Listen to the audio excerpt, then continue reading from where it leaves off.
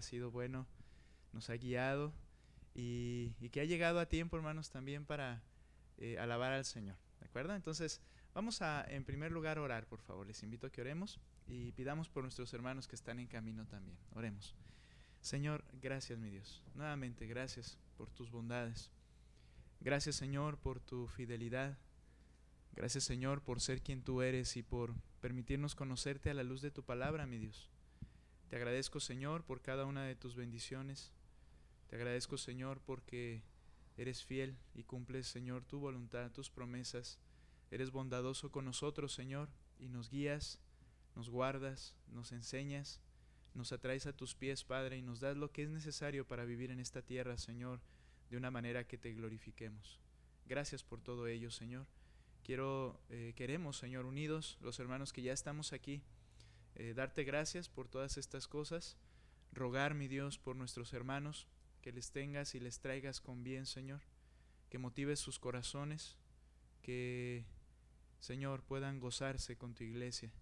Gracias, mi Dios, nuevamente también por Alejandra, que le permites estar entre nosotros.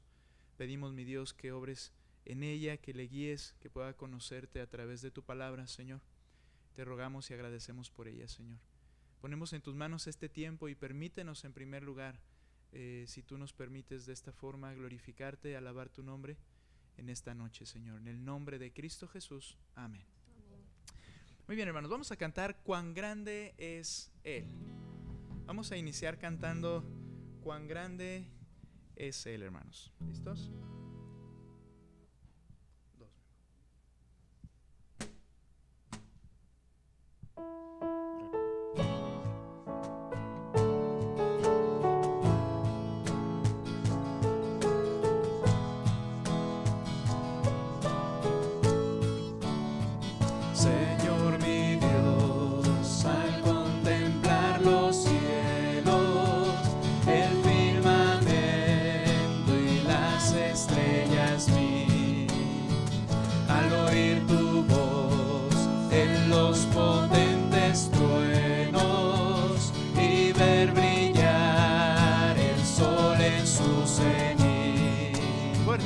Mi corazón entona la canción.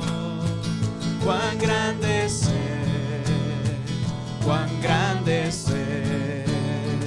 Mi corazón entona la canción. Cuán grande es Él, cuán grande es Él. Al recorrer los montes y los valles y ver las bellas flores al pasar, al escuchar el canto de las aves y el murmurar del claro manantial.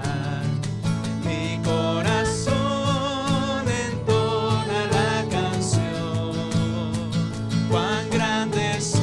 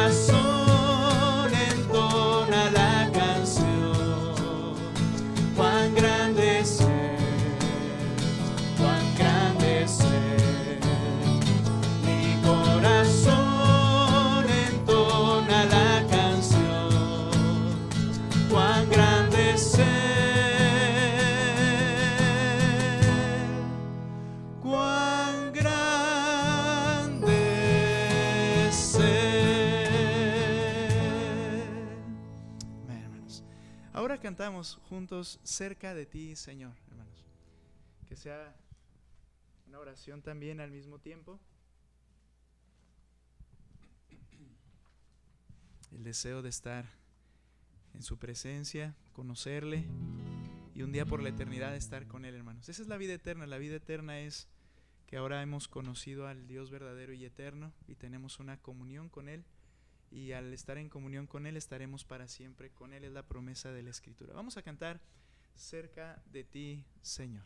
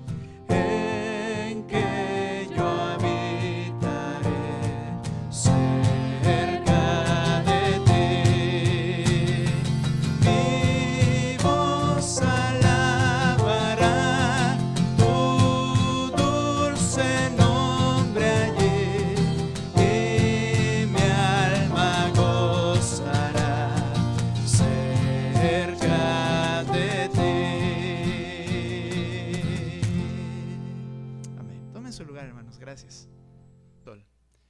El Señor nos manda su palabra, nos ha dejado su palabra para saber lo que Él quiere, y es la manera de poder poner los ojos por encima del sol, a través de la Escritura conocer al Señor y pensar en lo eterno que Él nos habla. Bien, vamos a cantar.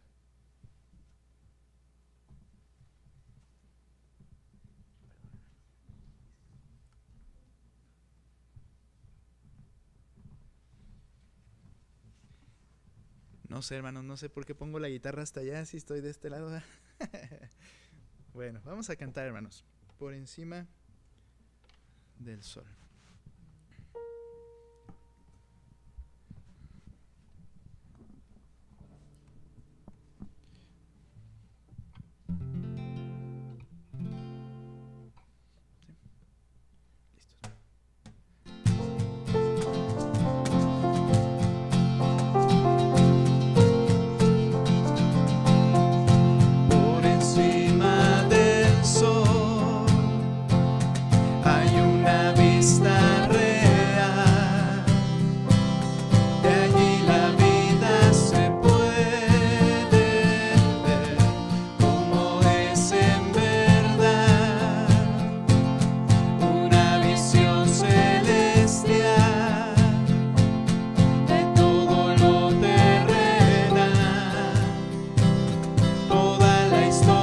Se ve a la luz de la eternidad.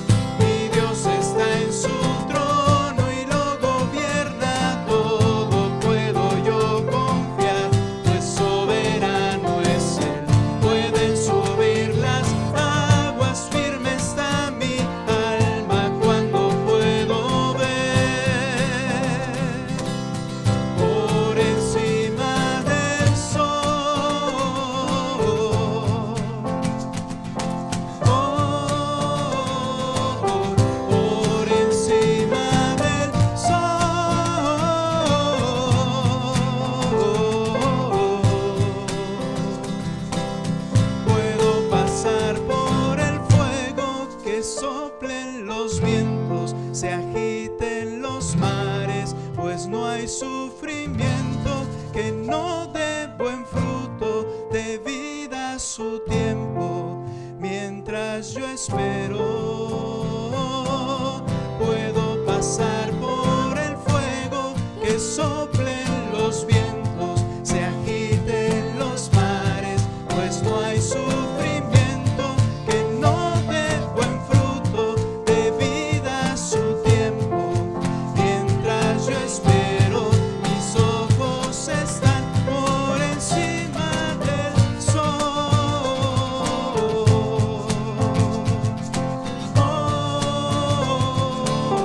Quiero fijar mis ojos mucho más allá de lo que puedo ver. Miles de páginas me sirven de ventana para andar por fe. Mi Dios está en su trono y lo gobierna todo. No puedo yo confiar, pues soberano es Él. Pueden subir las aguas, firme está mi alma cuando puedo ver por encima del sol.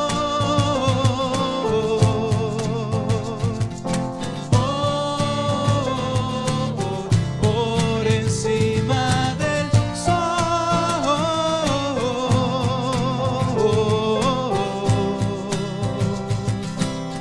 Por encima del sol.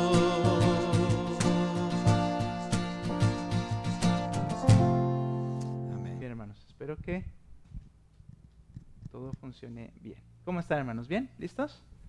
¿Sí? Ok, hermanos, gracias a Dios que le podemos alabar. Hoy vamos a, de verdad espero, que hoy vamos a ver las cosas de una manera muy especial en cuanto a la iglesia. Estamos estudiando la adoración y las labores que tenemos como iglesia también, por la cual Dios diseñó a la iglesia. Pero bien, les invito, hermanos, que tengan listas sus Biblias, como hemos visto, como hemos estado estudiando, ¿verdad? Estamos hablando acerca de esas doctrinas que podemos entender que son elementales, fundamentales dentro de la fe cristiana, y que las debemos estudiar en la Escritura y entender qué es lo que creemos, por qué lo creemos a la luz de las Escrituras. Esto es muy importante. Hemos estado hablando acerca de cómo los creyentes en Cristo debemos saber, debemos conocer las Escrituras. Estamos estudiando las escrituras, Estamos tratando esas doctrinas que llamamos esenciales, que nos enseña la palabra de Dios, que es la Biblia. Y hemos también explicado cómo en el corazón de Dios fue determinado, Él lo pensó, Él lo planeó, Él lo diseñó, que todos los creyentes, todos los que creyeran el Evangelio de Cristo, no creyente de cualquier cosa o simplemente un creyente en Dios, sino los que oyen el Evangelio de la Escritura, creen el Evangelio de Cristo, el Señor en su corazón determinó y diseñó que todos esos creyentes formen parte de un pueblo especial, formado por todos los redimidos. ¿Y cómo se le llama a este pueblo especial, hermanos? Iglesia. Esa es la iglesia. Es la iglesia del Señor. Y la expresión especial de esa iglesia del Señor se halla de manera local. Esa expresión plena de la iglesia de Cristo, que Él ganó por su propia sangre, se encuentra en la iglesia local, es decir, un grupo de personas en un lugar, funcionando como un solo cuerpo, en interdependencia unos de los otros. Esa es la forma en que el Señor la diseñó, la iglesia. Ahora, está muy bien entender, ¿verdad?, que formar parte de la iglesia es una bendición de parte del Señor, de su gracia y un diseño de Él, y está bien entender que es algo que el Señor ha realizado, formar parte de la iglesia, pero la pregunta es, ¿para qué estar en una iglesia? ¿Con qué propósito? Estar en una iglesia local, como ya explicamos la sesión anterior, que esa es la expresión plena de la iglesia de Cristo, la iglesia local. ¿Para qué? ¿Con qué propósito? ¿Por qué es esencial que un creyente forme parte activa de una iglesia local? ¿Por qué es esencial que esto suceda? ¿Cuál es el papel de la iglesia? ¿Hay algún propósito? ¿O quizás simplemente el estar juntos, pasar tiempo juntos? Mencionaba la vez pasada un lugar en el cual pues los domingos tengo algo que hacer. No, hermanos, vamos a aprender, hoy vamos a hablar de los propósitos de la iglesia.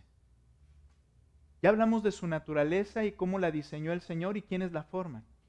Ahora hablemos de los propósitos de la iglesia. Y hay 3 propósitos que abarcan, o 3 tareas, más bien dicho, que abarcan el propósito de la iglesia del Señor.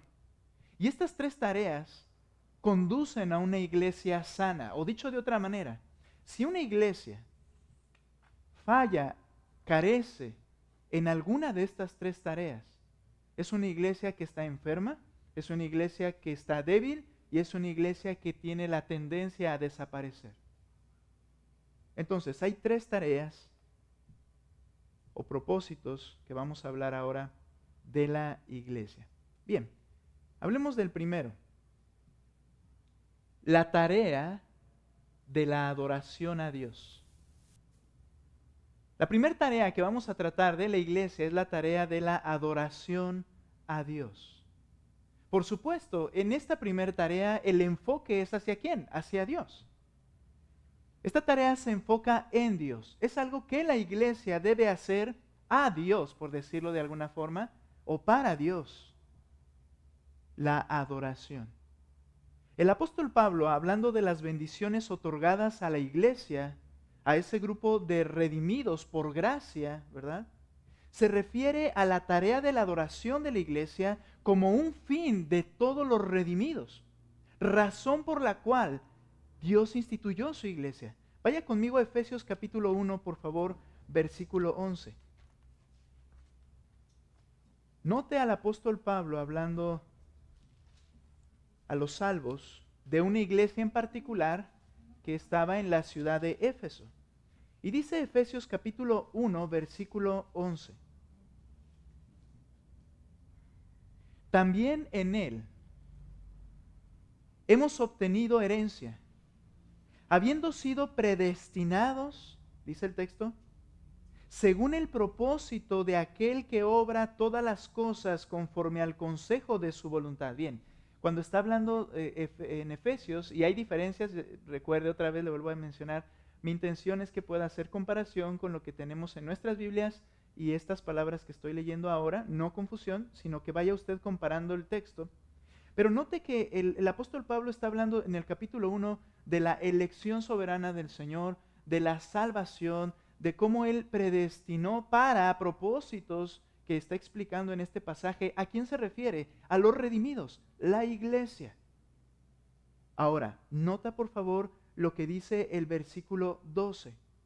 A fin, de una manera sencilla, sin entrar quizá en algo que nos llevaría a algo más otro tema, ¿para qué me salvó el Señor? ¿Para qué me salvó el Señor? Dice el verso 12, a fin de que nosotros, los redimidos, los salvos por gracia, que fuimos los primeros en esperar en Cristo, seamos para alabanza de su gloria. ¿Cuál es el fin? Que seamos para alabanza de su gloria. Hermanos, en otras palabras, el Señor nos salvó y tiene una tarea para nosotros: alabarle, alabar su gloria, alabar su persona, reconocerle. La palabra alabanza que se utiliza en este texto significa aprobación o recomendación. Es decir, son palabras que reconocen a la persona a las que se les está dirigiendo palabras halagadoras, podríamos decirlo así. Esa es la alabanza. Y el Señor nos salvó para alabanza de su gloria. Es decir, que el Señor espera en el creyente, en la iglesia, en cada una de las iglesias, se alabe su gloria. Es decir, que se exprese con labios quién es Él y qué es Él. Hermanos, hay un propósito en la iglesia: alabarle. Decir las maravillas del Señor, que hemos aprendido obviamente y lo veremos más adelante en su palabra. El escritor de la carta de Hebreos, al estar hablando a una iglesia, él les dice y les habla acerca de este fruto que Dios espera de nosotros: adoración, alabanza de labios. Y aunque la adoración implica muchas otras áreas de nuestras vidas, está incluida, por supuesto, en la iglesia la alabanza de labios. Vea lo que dice Hebreos capítulo 13, verso 15, por favor. Vaya conmigo a Hebreos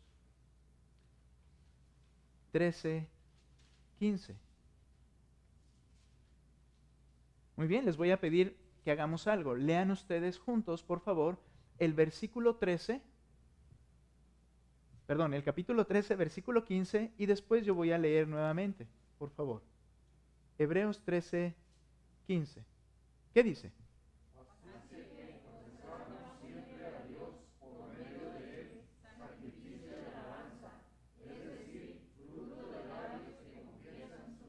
Leo. Por tanto, ofrezcamos continuamente mediante él sacrificio de alabanza. Nuevamente, ¿qué es esto? Alabanza a Dios. Es decir, el fruto de labios que confiesan su nombre. Ahora, recuerde que cuando la Escritura habla de su nombre, no se refiere al título, a decir Jesucristo, y eso es a lo que se está refiriendo aquí. Estoy de alguna manera confesando su nombre. No, el término o la idea de nombre es las características de esa persona. Quiero que recuerde que desde el Antiguo Testamento y para los judíos, a quienes de quien vienen las Escrituras y a quienes está escribiendo este escritor de Hebreos, por eso se llama así la carta, el nombre identificaba a la persona. El nombre era una descripción del carácter de esa persona, de sus cualidades y defectos en un momento dado. ¿Recuerda a Jacob? ¿Qué significa Jacob? Suplantador. ¿Por qué? Porque él era una persona que hacía esto, que engañaba, tramposo, por decirlo de esa manera, ¿verdad? El nombre implica y se refiere a las cualidades de la persona que lo posee. Entonces, cuando escuchamos el nombre de Dios, no piense en un título de letras solamente, sino en las características de Dios, del Señor. Dice Hebreos, entonces, que nosotros debemos dar alabanza a Dios. ¿Qué es esto? Fruto de labios que confiesan su nombre, que hablan con sus labios quién es el Señor. Y en nuestra alabanza, al momento de cantar, los cantos que cantamos como iglesia, el enfoque en esos cantos debe ser hablar de quién es Cristo. Hablar de su grandeza, de su majestad, de su amor, de su perdón, su santidad, su justicia, su amor por nosotros, como Él nos ha redimido. Fruto de labios que confiesan sus características.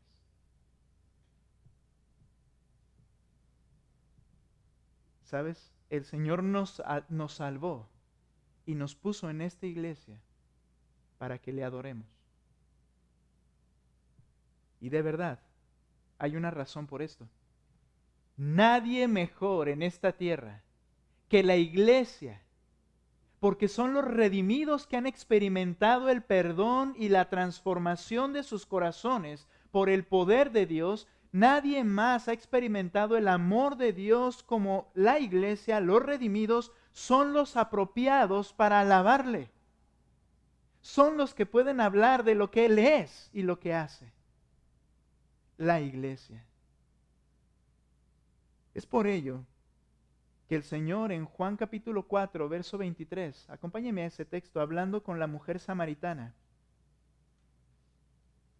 en esa entrevista que tuvo con esa mujer que era no judía, y que le decía al Señor, bueno, Señor, tú eres judío. Ella no sabía o no había reconocido que Él era el Mesías.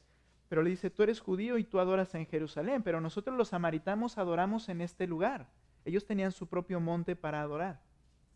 Y entonces el Señor les dice en el capítulo 4, versículo 23, pero la hora viene y ahora es cuando los verdaderos adoradores adorarán al Padre en espíritu y en verdad, porque ciertamente a los tales el Padre busca que lo adoren, porque tales adoradores busca que le adoren.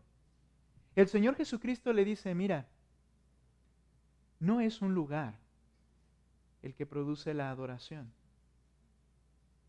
No es un sitio en el cual es apropiado adorarle como ellos tenían en el templo o en el monte de los samaritanos. Los adoradores ahora adorarán en espíritu y en verdad, porque tales adoradores busca el Señor que le adoren. ¿Sabes a quién se refiere, hermanos? Hablando de lo que estamos viendo, los redimidos, la iglesia. ¿Por qué? Porque ellos pueden adorar en espíritu y en verdad. ¿Qué quiere decir esto? Surge desde adentro en una transformación que Él ha realizado en mi corazón. Y está basado en la verdad, y la verdad es la palabra de Dios. Cristo es la verdad y su palabra es verdad. Entonces cuando yo hablo y digo las maravillas del Señor, las digo desde adentro porque lo conozco y lo sé y Él me ha transformado. No es solamente un acto externo hipócrita como lo hacían los fariseos, sino de un corazón que ha sido redimido. Por eso su iglesia son los apropiados para adorarle y glorificarle. Son los apropiados, somos los apropiados para alabarle porque conocemos nosotros su palabra. Millard dice al respecto, en este aspecto de su actividad, la iglesia, escuche, centra su atención en quién y qué es Dios, no en sí misma. Trata de expresar adecuadamente la naturaleza de Dios, no de satisfacer sus propios sentimientos. Interesante.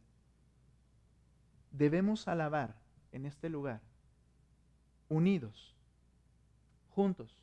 Recuerda, iglesia local. Lo siento, si no estás bajo este techo, no estás adorando al Señor junto con la iglesia. Porque Él habla de una situación y una actividad local en la iglesia. Ahora, algo interesante, como dice Millard, nos enfocamos en la alabanza a Él, no a nosotros. No se trata de si me gusta o no, aunque me gusta la alabanza. Se trata de quién, de Él. Es un tiempo especial, ¿para quién? Para Él, porque queremos decirle quién es Él. Ahora, tampoco dice Millard, ¿verdad? No de satisfacer sus propios sentimientos. No se trata de lo que a mí de alguna manera me haga sentir satisfecho. Realmente es enfocarnos en la naturaleza de Dios. Ahora, tengo que aclarar que según lo que estamos viendo en Juan 4:23 y como dice Millard, las emociones no quieren decir adoración genuina. Porque usted puede ir a un concierto de cualquier cantante mundano y salir derramado en lágrimas. Y puede usted estar aquí y cantar un canto y derramarse en lágrimas. La emoción no quiere decir adoración genuina, pero una adoración genuina que surge de un corazón redimido incluye las emociones personales más profundas. Porque es en espíritu, en verdad, porque sé lo que estoy diciendo. Y obviamente Dios nos hizo emocionales y con eso expresamos también lo que sentimos por nuestro Señor. Pablo le dice a la iglesia de Colosas cómo deben de vivir en la comunión de la iglesia, qué deben de mantenerse haciendo de manera permanente. Colosenses capítulo 3, versículo 16. Colosenses capítulo 3, verso 16. Estamos hablando de una de las tareas o propósitos de la iglesia, es adorar a Dios. Y dice lo siguiente en el 3:16, que la palabra de Cristo more en abundancia en vosotros. Cada creyente debe conocer las Escrituras. Debemos leer la palabra de Dios. Debe morar en nuestra mente, en nuestro ser de manera permanente y no puede pasar si no la conozco. Ahora, dice el texto, perdón, estamos en el 3:16, ¿verdad? Dice que la palabra de Cristo habita en abundancia en ustedes, con toda sabiduría enseñándose y amonestándose unos a otros. Y luego vea lo que dice, con salmos, himnos y cánticos espirituales, cantando a Dios con acción de gracias en sus corazones. ¿Notas la instrucción del apóstol? Esto debe estar haciendo permanentemente. ¿Y de dónde surge todo esto? El conocimiento de la Escritura. Y al momento de alabar al Señor incluso nos sirve como a nosotros mismos de reprensión. Gracias.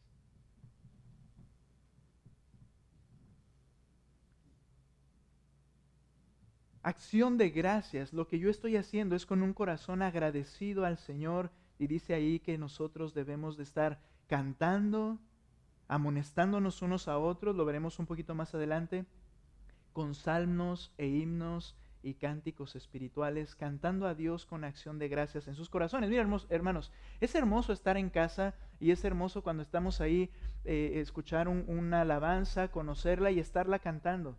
Es hermoso, por supuesto, estoy adorando a mi Señor en mi corazón, pero ¿en qué contexto está hablando aquí? Unos a otros. ¿En dónde? La iglesia. La iglesia. Hermanos, ¿estamos adorando a Dios en la iglesia? Porque Él nos salvó, dice, y los redimí con el fin de que alaben mi gloria. Hermanos, el tiempo de alabanza, y por favor lo digo con amor y lo escribo pensando en mí mismo, el tiempo de alabanza no es solo el hacer tiempo para que lleguen los que salieron tarde de casa. Es un tiempo que Dios busca de su pueblo. Hermanos, nos pasa a todos, ¿verdad? Que, bueno, ahorita es el tiempo. No, la predicación empieza como, muchas veces por falta de entendimiento, lo sé. Pero ahora te das cuenta que es algo que es un fin de la iglesia. Alabarlo juntos. Yo luego les menciono, ¿verdad? Como su pastor en amor. Y les menciono, hermanos, lleguemos a tiempo para que podamos alabar juntos al Señor. De aquí radica, hermanos, esa importancia. Alábame. Cánticos, salmos, himnos.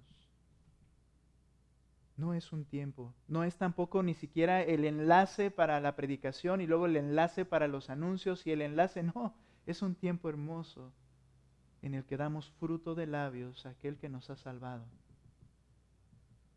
Necesitamos entender esto, hermanos, valorar mucho.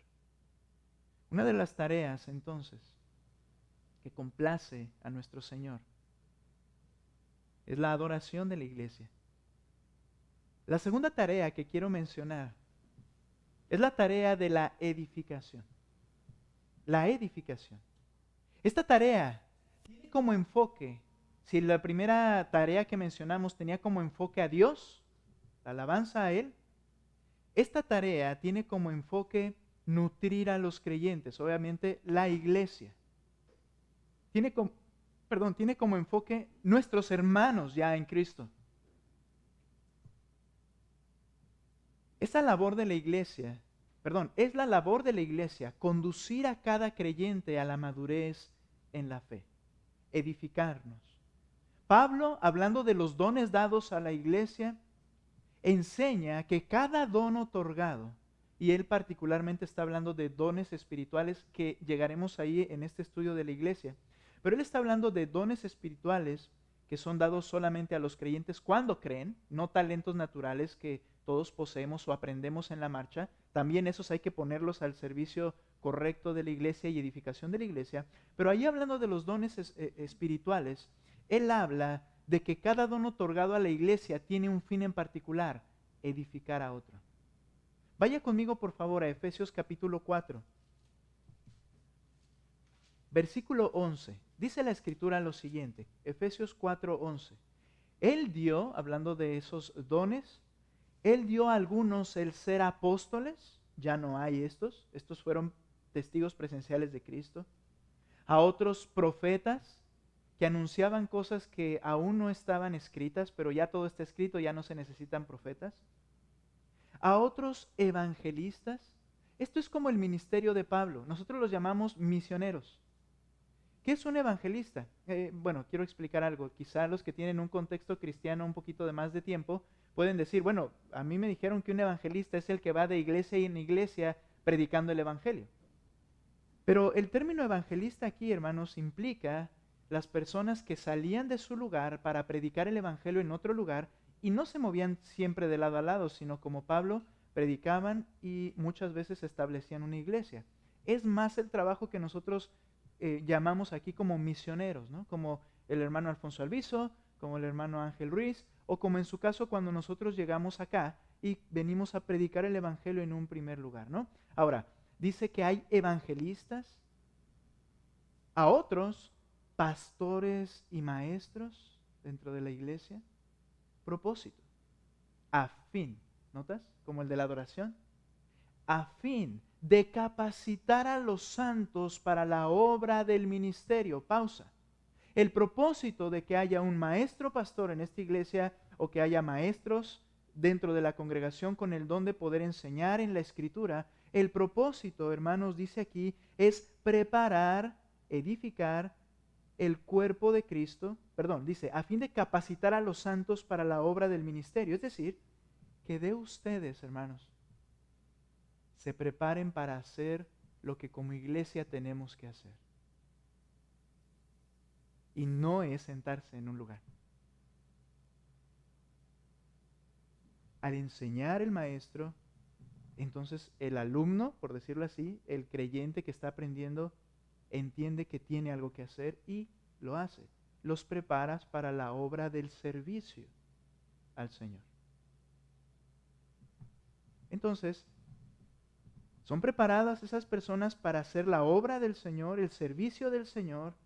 Y dice entonces, para, consecuencia directa, fin también, para la edificación del cuerpo de Cristo.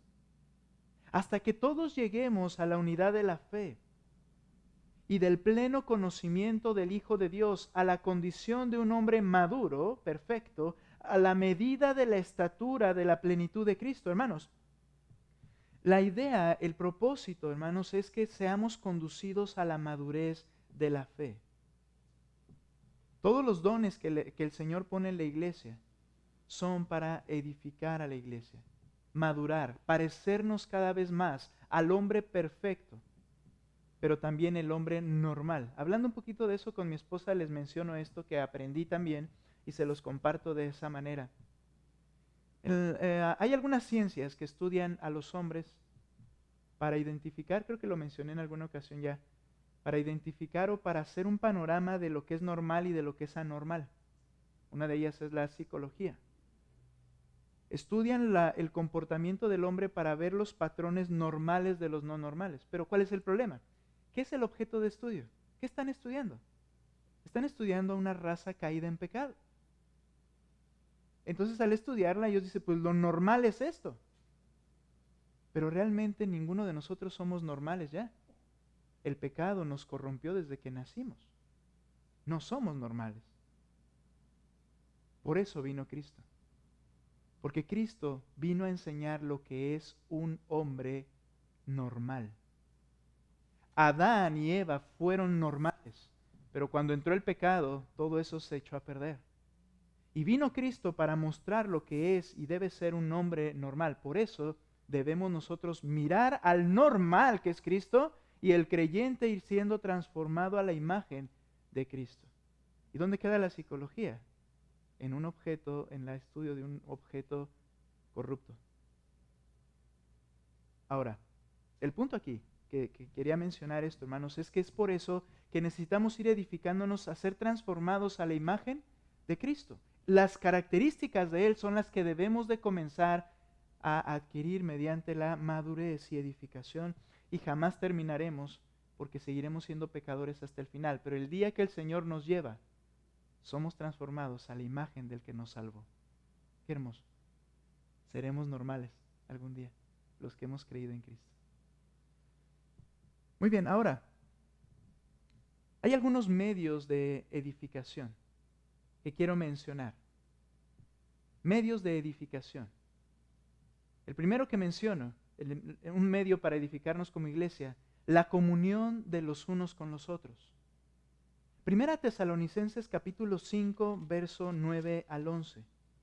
Voy a unir esto en un momentito aquí adelante para hablar de lo que es el discipulado y cómo debemos entender el discipulado. Pero vea primero lo que dice Primera Tesalonicenses 5, 9 al 11.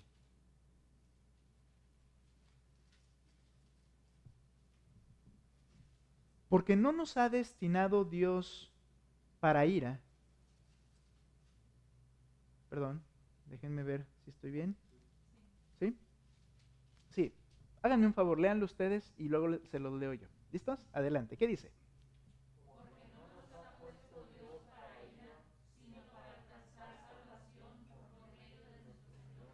Pausa, nota algo. Porque no nos ha destinado Dios o puesto Dios para ira, sino para obtener salvación por medio del Señor Jesucristo. Es decir, en el Señor nuestra redención estaba en su corazón, dice, nos ha puesto para ser salvos. ¿De acuerdo? Y después, ¿qué más? Dice el versículo siguiente, por favor, 10.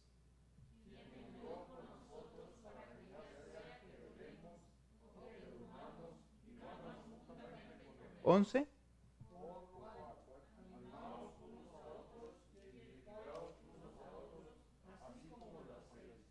Por tanto, confórtense los unos a los otros. ¿De qué habla, hermanos? Iglesia. Mira, cuando este texto lo agarra alguien que no conoce la Escritura, ¿verdad?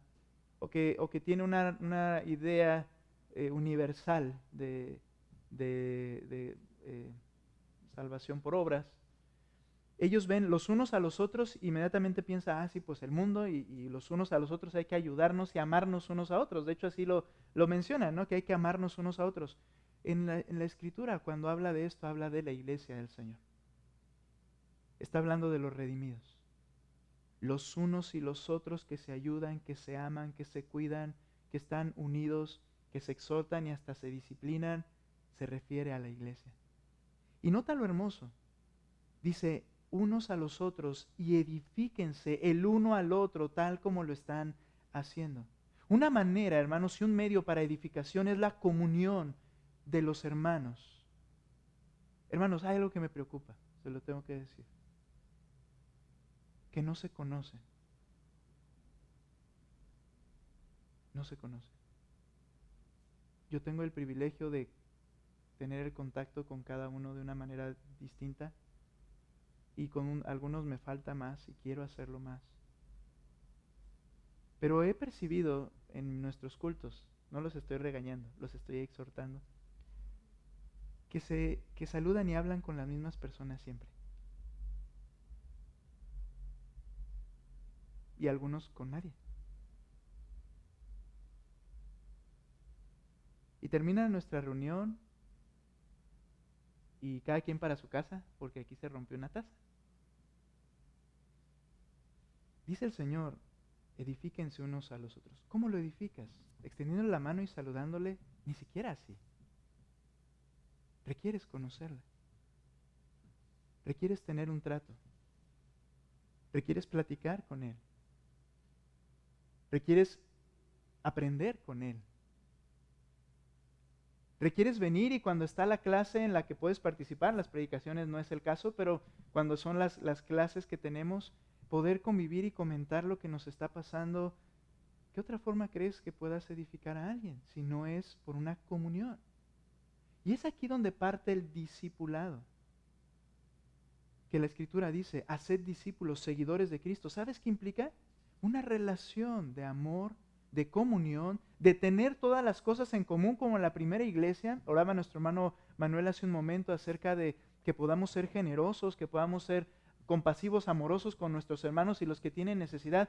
¿Cómo es que esa iglesia estaba tan edificante y unos a los otros? Porque tenían todas las cosas en común. Comían lo mismo, se compartían las cosas, pasaban tiempo juntos, oraban juntos. Tienes que estar bajo este techo para que esto pase. Y saliendo de este techo, bajo tu techo, tienes que tener a esos creyentes contigo para que los sigas conociendo. Hermanos, tenemos la tarea de edificarnos y una manera es la comunión unos con otros. Esto implicaba amarnos, alentarnos e incluso disciplinarnos. La comunión de la iglesia debe ser edificante. Aún nuestras expresiones deben ser edificantes y hay que tener mucho cuidado. Efesios capítulo 4, 29, no lo busque, pero puede anotarlo. Dice, ninguna palabra corrompida salga de vuestra boca, sino la que sea necesaria para la que sea sabia o buena para la necesaria edificación, a fin de dar gracia a los oyentes. Aún mis expresiones y mi forma de hablar deben de procurar edificar al que está escuchando en nuestra iglesia y en su comunión. Bien, la tarea de la edificación. Un medio es la comunión, otro medio es la instrucción. ¿Quiénes llevan a cabo la instrucción y enseñanza? Bueno, aquellos que Dios les dio el don de ser maestros. El don espiritual de dar una enseñanza bíblica. Y esto se refiere, como decía, lo uní a lo que es el discipulado, porque implica estar juntos, pero enseñar qué se debe hacer. Mateo capítulo 28, verso 20, cuando el Señor Jesucristo estaba por partir, Él ya había resucitado. Y Él les repite este mandato, por lo menos lo tenemos registrado en la Escritura 2 ocasiones, que les dice la misma instrucción. Mateo 28, 20 y Hechos 1:8, pero note lo que dice el 20. Enseñándoles a guardar todo lo que les he mandado. Y recuerden, yo estoy con ustedes todos los días hasta el fin del mundo. Este pasaje dice, tienes que enseñarles lo que deben hacer. Se requiere, hermanos, que de nuestra iglesia, los que Dios les ha dado don de enseñanza, lo capaciten, se preparen para enseñar a la iglesia también. Otro medio de edificación son los maestros de la iglesia. La instrucción bíblica. Y el discipulado, como mencioné, es la unión de la comunión de la iglesia con la instrucción de la enseñanza. Dios pone en las iglesias maestros, de los cuales aprendemos los principios bíblicos y deben edificar a la iglesia. Y un tercer medio de edificación es la predicación, que es lo que estamos haciendo como en este caso, ¿verdad? Aunque el término llega a aplicarse muchas veces a predicación del evangelio en particular, el apóstol Pablo le dijo a Timoteo que como pastor en la iglesia debía de mantenerse haciendo esto. Predica. Porque al momento de predicar la palabra de Dios, es Dios el que está hablando a tu corazón y es el Espíritu Santo el que te está convenciendo de lo que estás haciendo o yo estoy haciendo mal. La predicación es un medio para edificación. Segunda Timoteo capítulo 4, versículo 1 al 2.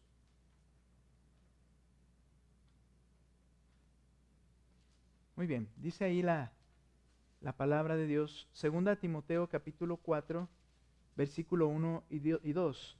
En la presencia de Dios y de Cristo Jesús, que ha de juzgar a los vivos y a los muertos, en su manifestación y en su reino, te encargo solemnemente, predica la palabra. Predica. Insta a tiempo y fuera de tiempo. Amonesta, reprende, exhorta con mucha paciencia e instrucción. Predica. Es importante, hermanos, porque la predicación también es ¿en dónde? En la iglesia. Yo les decía en alguna ocasión, de verdad, no con otro afán, y de eso era mi petición, que nuestro hermano oró por ella hace un momento, que hermanos, no se confundan. No nos confundamos. Necesitamos estar reunidos como iglesia. Porque ahí alabas al Señor. Porque ahí te edificas y edificas a otros. Y sé que la palabra de Dios es poderosa, pero nuevamente, ¿a quién le está hablando Pablo? A Timoteo. Y le está diciendo que lo haga en la iglesia. Qué hermoso el diseño de Dios. Por eso te agregó a una iglesia. Está la tarea de la adoración a Dios, la tarea de la edificación unos con otros.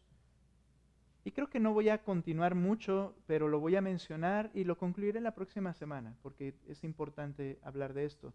La tercera tarea de la iglesia es la tarea de la evangelización y la misericordia. Uno estas dos ideas, porque esta tarea, si la primera de adoración tenía como enfoque a Dios, la segunda tarea tenía como enfoque a los creyentes de nuestra iglesia, esta tercera tarea tiene como enfoque el mundo. Los de afuera, evangelizar y tener misericordia. Hermanos, vaya conmigo a Mateo 28. No quiero dejarlo así. Permítame concluirlo porque queremos cerrar la idea completa. La tarea de la evangelización y misericordia. Esto es para el mundo. Mateo 28, ese texto que estábamos viendo, verso 18. Acercándose Jesús les dijo: toda autoridad me es dada en el cielo y en la tierra. Y le está hablando a la futura iglesia. Eran 120 personas que no más de 40 días, no, ya no, eran menos días, iba a llegar el día de Pentecostés cuando el Espíritu Santo vino en esa fiesta judía. Ahí comenzaba la obra de la iglesia y le dice a esos que serían la primera iglesia, les dice en el verso 18, me ha sido dada toda potestad en el cielo y en la tierra. Vayan pues y hagan discípulos a todas las naciones, bautizándolos en el nombre del Padre y del Hijo y del Espíritu Santo. Y cuando han creído, ya creyentes, enseñándoles, edificarlos en la fe. Pero dice que hay que ir y hacer discípulos, evangelizar, predicarles el evangelio y decirles qué demanda el Señor de ellos. Y después el mismo Señor Jesucristo en Hechos, el otro pasaje que menciono, capítulo 1, versículo 8, dice lo siguiente. Hechos 1:8.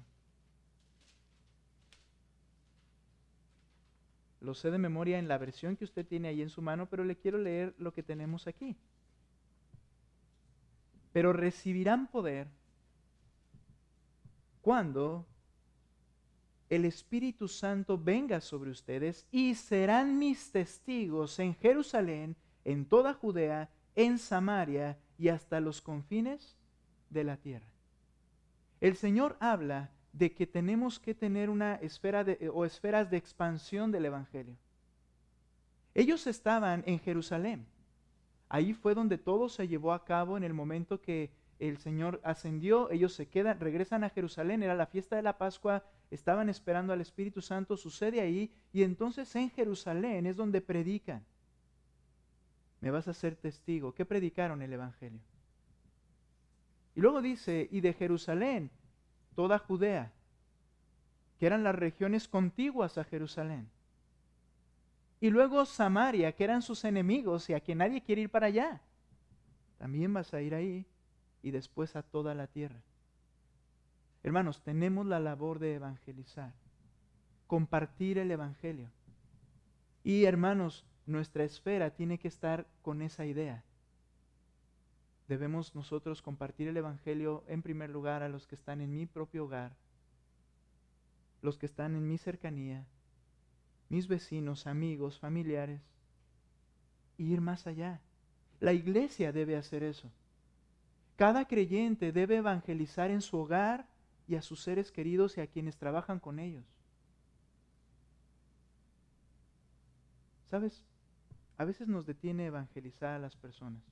Una puede ser decir, bueno, es que no sé qué decir completamente, pero creo que has escuchado y sabes lo suficiente como para comenzar a decir de manera clara quién es Cristo. Pero, ¿sabes qué pasa? Que a veces quizá pensamos que la persona no está lista. Déjate digo algo. la persona en sí jamás estará lista, sino que es hasta que oyen la palabra, el Espíritu los convence. Esa es la confianza que tengo para el domingo, hermanos. Tú ves a la gente y luego eso nos detiene a invitar porque decimos, no, no, aquel tampoco y como que no, hasta que pase algo. O a veces pensamos, ¿no?, que la iglesia debe ofrecer algo para que ellos se sientan atraídos. No. El corazón muerto y duro, cuando oye el Evangelio, el Espíritu soberanamente y de manera sobrenatural les va a decir, esto que oyes es verdad, y luego los va a traer a los pies de Cristo y ellos se van a entregar. No es obra tuya y mía, pero yo y tú somos quienes tenemos que compartirles el Evangelio. Tienen que oírlo. Y la iglesia debe hacer eso, y también en otros lugares, y por ejemplo a través de los misioneros.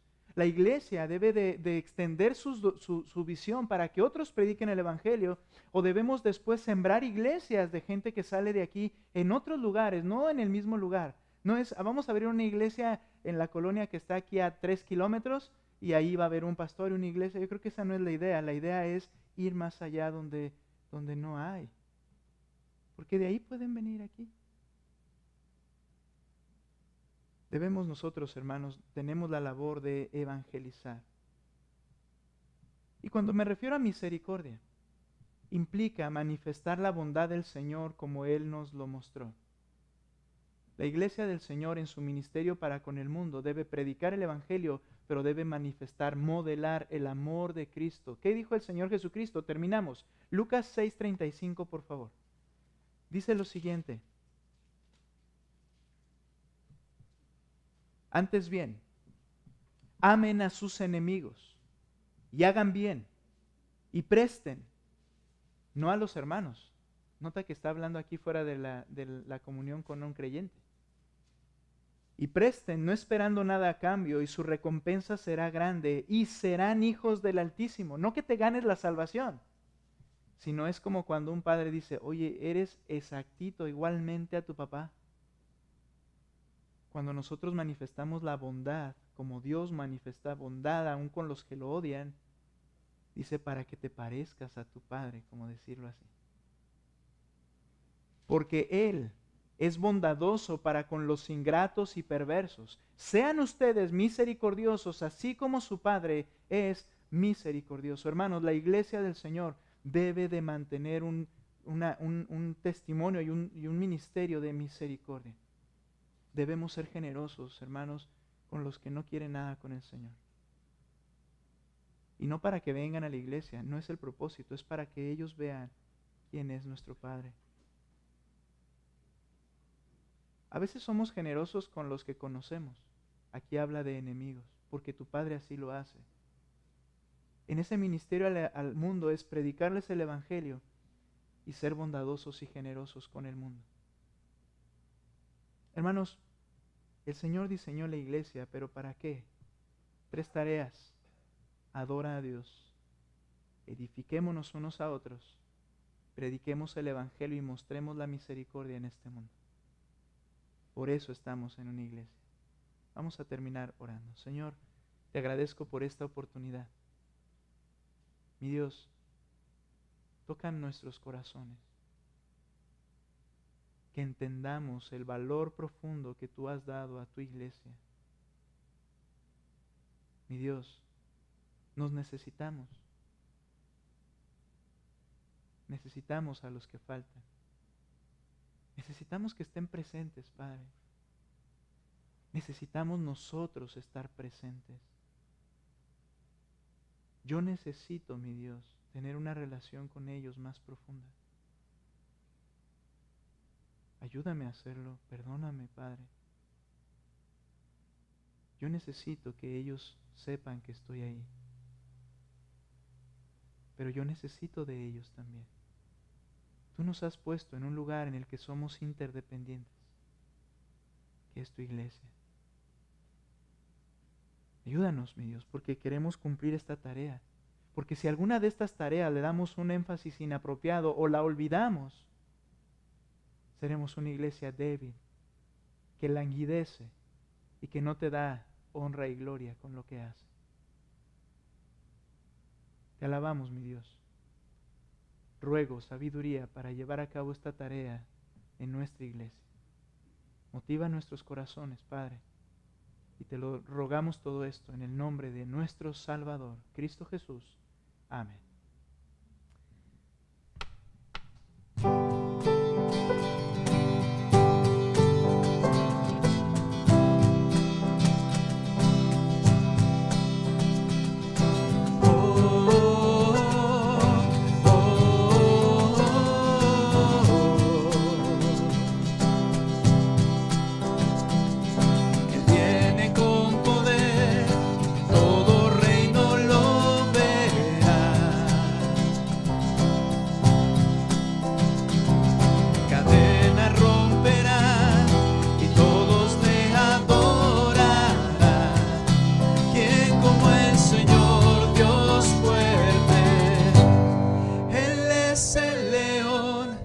León de Judá, Él tiene poder para liberar, todos se postrarán ante ti.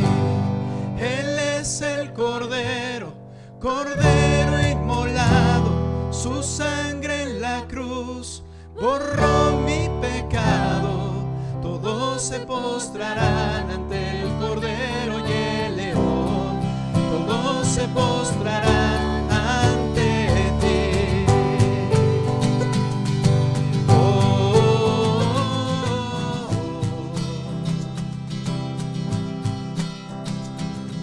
Abrid las puertas hoy al Rey de Reyes y Señor, el Dios de salvación vino a darnos libertad. ¿Quién como el Señor, Dios fuerte? Él es el León, León de Judá. Él tiene poder para liberar, todos se postrarán ante ti. Él es el Cordero, Cordero inmolado, su sangre en la cruz borró mi pecado, todos se postrarán ante el Cordero y el León, todos se postrarán ante ti. ¿Quién como el Señor, Dios fuerte? ¿Quién como el Señor, Dios fuerte? ¿Quién como el Señor, Dios fuerte? ¿Quién como el Señor, Dios fuerte? ¿Quién como el Señor, Dios fuerte? ¿Quién como el Señor? Él es el León, León de Judá. Él tiene poder para liberar, todos se postrarán ante ti. Él es el Cordero, Cordero inmolado, su sangre en la cruz borró mi pecado, todos se postrarán ante el Cordero y el León, todos se postrarán ante ti. Oh,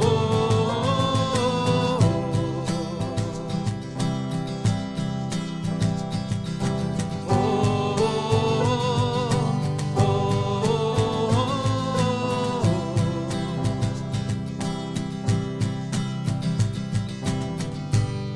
amén. Hermanos, qué hermoso alabar al Señor, escucharle y oremos unos por los otros. Estamos despedidos, hermanos. Dios les bendiga. Nos vemos domingo, 10 de la mañana.